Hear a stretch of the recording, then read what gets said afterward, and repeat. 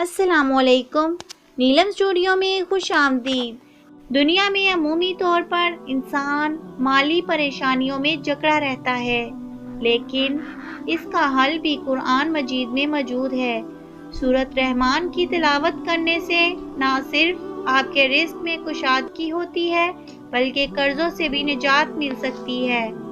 اسی طرح اور کیا کچھ فوائد ہیں، وہ کچھ یوں ہیں۔ فراخی رزق کے لیے، ثواب کے علاوہ رزق کی فراخی کے لیے ہر روز نماز عشاء کے بعد 3 بار سورۃ رحمان پڑھیں۔ اول و آخر 11 مرتبہ درود پاک پڑھیں۔ ہر روز عشاء کی نماز کے بعد یہ وظیفہ بلا ناغہ پڑھنے کا معمول بنا لیا جائے تو رب تعالیٰ کے فضل و کرم سے کبھی رزق میں کمی واقع نہ ہوگی۔ غربت و افلاس سے چھٹکارا۔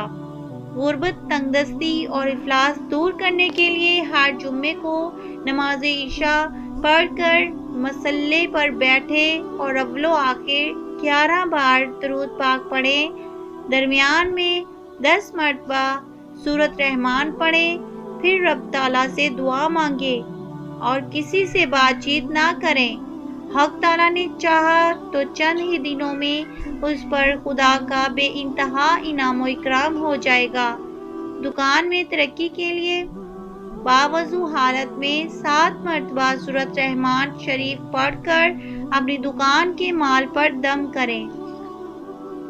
اللہ تعالیٰ نے چاہا تو دکان خوب چلے گی اور گاہک وافر مقدار میں دکان میں آئیں گے۔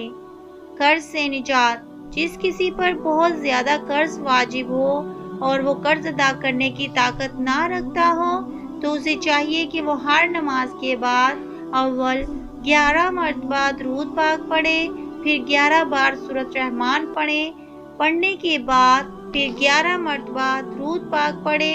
حق تعالیٰ نے چاہا تو غیب سے قرض کی ادائیگی کا سامان پیدا ہو جائے گا اور پریشانی جاتی رہے گی۔ دکان میں خیر و برکت کے لیے۔ دکان میں خیر و برکت کے حصول کے لیے ہر روز دکان کھولنے کے بعد باوضو حالت میں اول 11 مرتبہ درود پاک پڑھیں، پھر 2 بار سورۃ رحمان کا ورد کریں، اس کے بعد پھر 11 مرتبہ درود پاک پڑھیں اور دکان کے چاروں کونوں میں پھونک ماریں۔ انشاءاللہ تعالیٰ دکان میں خیر و برکت پیدا ہو جائے گی، غربت و افلاس ختم ہو جائے گی۔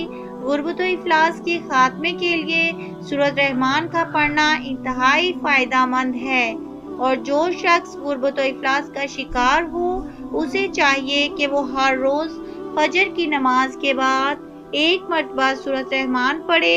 پردہ غیب سے ایسا سامان پیدا ہوگا کہ اس کی مالی پریشانی خوشحالی میں بدل جائے گی، گھر کے حالات ٹھیک ہو جائیں گے، مال و دولت کی ریل پیل ہو جائے گی۔